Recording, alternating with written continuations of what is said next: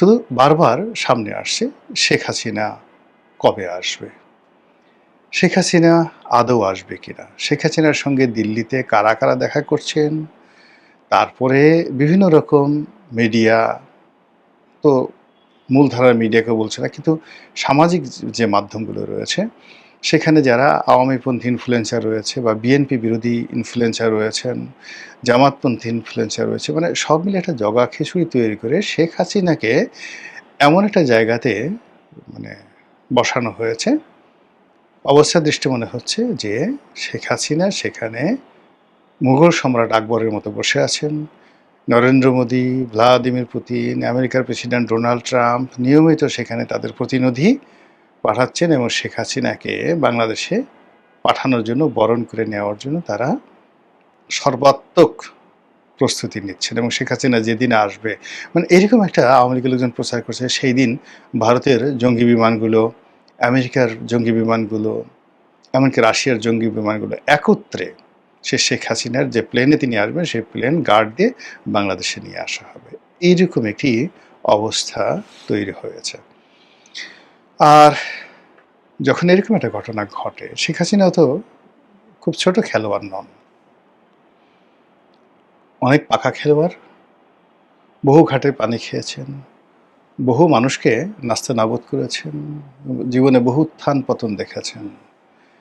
কাজেই এরকম একটা যে পরিবেশ তৈরি হয়েছে, সেই পরিবেশটিকে 16 আনা নিজের পক্ষে ব্যবহার করার জন্য যত কৌশল রয়েছে, যত শক্তি প্রয়োগ রয়েছে, যত সম্পদ বিনিয়োগ রয়েছে, সব জিনিসগুলো তারা মানে আওয়ামী লীগ এবং শেখ হাসিনা নিজে যুগপৎভাবে তারা করছে।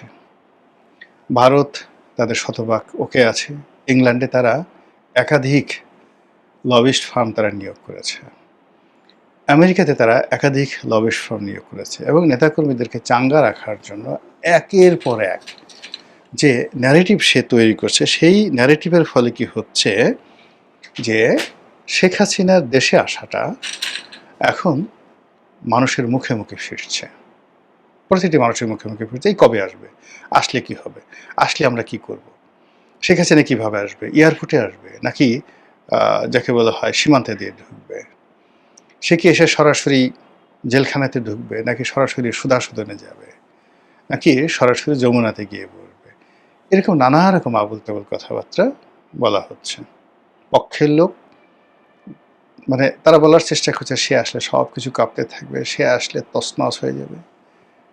আর সরকারে যারা লোকজন আছে তারা একটা যারা অতি জ্ঞানী, তারা চুপ হয়ে বসে আছে, দেখি কি হয়, বেশি কথা না বলাই ভালো। আরেকটি গ্রুপ তারা বলার চেষ্টা করছে যে আরে আসুক, আমরা কি তখন তাকে ফুলের মালা নিয়ে তাকে বরণ করার জন্য বসে থাকবো নাকি, আসলে দেখা যাবে, তখন দেখা যাবে। আরেকটা গ্রুপ বলার চেষ্টা করছে পূবের সাথে পশ্চিমে বসে গেলেও সে আসতে পারবে না, এবং এই জন্য নানা রকম তথ্য এবং উপাত্ত হাজির করা হচ্ছে। এরই মধ্যে দল হিসেবে আওয়ামী লীগকে নিষিদ্ধ করা, আদালতের আদেশে নিষিদ্ধ করা, আবার দল হিসেবে এটাকে সিদ্ধ করা, অর্থাৎ যে আইন করা হয়েছে পার্লামেন্টে সেই আইনকে আবার রহিত করা, এই বিষয়গুলো নিয়ে কিন্তু খুব আলোচনা হচ্ছে।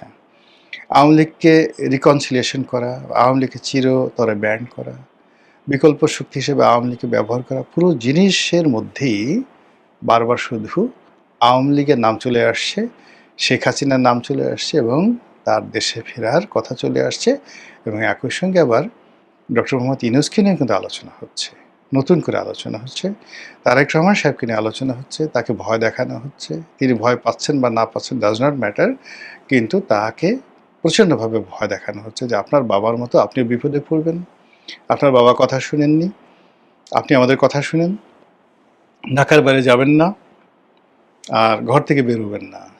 একবার যদি তাকে ভয় দেখানো যায় এবং ঘরের মধ্যে আবদ্ধ রাখা যায়, তাহলে বিএনপিকে আচ্ছা মতো কাট্টুস করে বিএনপির যারা প্রতিপক্ষ তারা একেবারে ক্ষমতার দ্বার প্রান্তে চলে যেতে পারে, এবং 5 বছর তো দূরের কথা, 5 মাসও হয়তো তাদেরকে অপেক্ষা করতে হবে না যদি তারা বিএনপিকে ভয় দেখাতে পারে। এবং সেই কাজগুলো জলে স্থলে অন্তরিক্ষে প্রতিটি পক্ষ করে যাচ্ছে। তার বিপরীতে বিএনপি কী করছে বা কী করবে সেটি এখন দেখার বিষয়। মহান আল্লাহ আমাদের সবাইকে হেদায়েত দান করুন এবং হেফাজত করুন। আসসালামু আলাইকুম ওয়া রাহমাতুল্লাহি ওয়া বারাকাতুহু।